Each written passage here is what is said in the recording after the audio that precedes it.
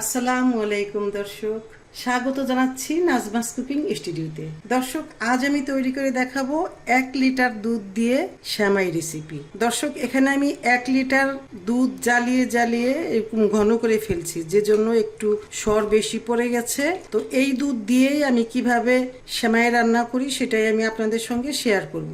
এখানে আমি এটুকু সেমাই নিয়ে নিয়েছি। এই সেমাইটুকু আসলে 1 প্যাকেটের 1/4 ভাগেরও কম সেমাই আছে। এই সেমাইটুকুই আমি নিয়েছি। এখন এই সেমাইটুকু আমি একটু ঘিয়ে ভেজে তারপরে দুধের মধ্যে রান্না করে দেখাবো। প্রথমে আমি এই দুধটুকু আরো একবার বলক তুলে নিব, কেননা এই দুধটুকু দুদিন আগে আমি বের করে জ্বালিয়ে রেখেছিলাম, যে জন্য এত সর পড়ে গেছে এবং এই সরটা বেশ লালচে ভাব হয়ে গেছে। এই যে দুধটুকু বলক উঠে গেছে, এবার আমি এই দুধটুকু পাশে রেখে আমি সেমাইটুকু ভেজে নিব।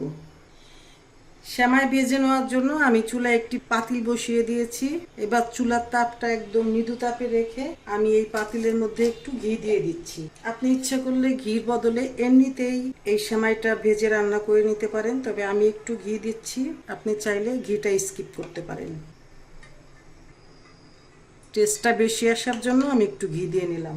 এবার আমি সেমাইটুকু এই ঘির মধ্যে দিয়ে দিব। চুলার তাপটা কিন্তু একদম মৃদু তাপে রাখা আছে। এই অবস্থাতে কখনোই কিন্তু চুলার তাপটা বাড়িয়ে রেখে এই সেমাইটা ভেজে নেওয়া যাবে না। অনবরত নেড়ে চেড়ে সেমাইটা বেশ ভালোভাবে ভেজে নিতে হবে।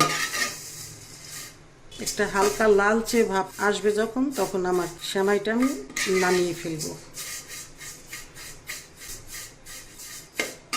এভাবে ছাড়িয়ে ছাড়িয়ে সেমাইগুলোকে বেশ সুন্দরভাবে হালকা ব্রাউন কালার করে ভেজে নিতে হবে। খুন্তি বা নাড়ুনি দিয়ে এভাবে একটু হালকা হালকা করে নেড়ে নিয়ে নেবেন। যেভাবে ছাড়িয়ে ছাড়িয়ে নিলে এটা বেশ ভালোভাবে ভেজে নেওয়া হয়ে যাবে। চুলাটা এবার আমি অফ করে দিছি। এই যে দেখুন, আমার সেমাইটা ঠিক এভাবে করে হালকা ব্রাউন কালার করে ভেজে নিলাম। এখন এই সেমাইটুকু আমি পাশে রেখে দেব। এবার আমি এই দুধটাকে আবার একটু গরম করে নেব।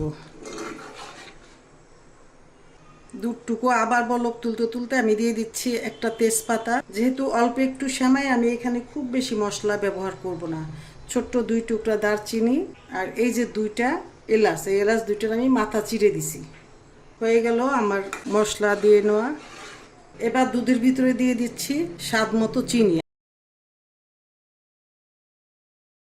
মানে হাফ কাপের মতো দিলাম।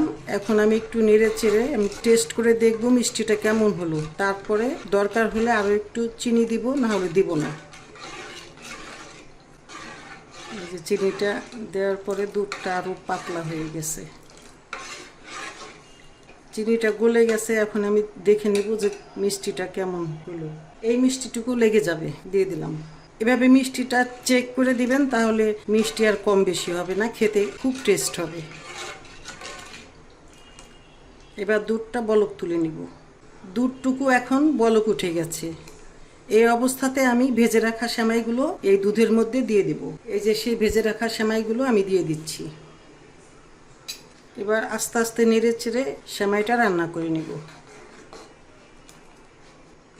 এই যে বলক উঠে গেছে, এখন এটাকে একটু নেড়ে চেড়ে রান্না করে নিব।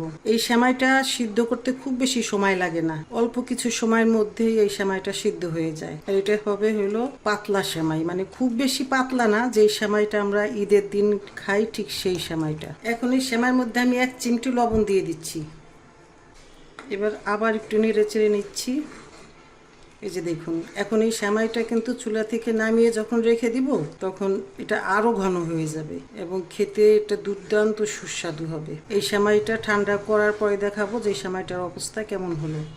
এই যে দেখুন, আমার দুধ সেমাইটা তৈরি হয়ে গেছে। এই দেখুন, এটা কিন্তু ঠান্ডা হইলে একদম আরো অনেকটা ঘন হয়ে যাবে। দর্শক, তৈরি হয়ে গেল দুধ সেমাই রান্না।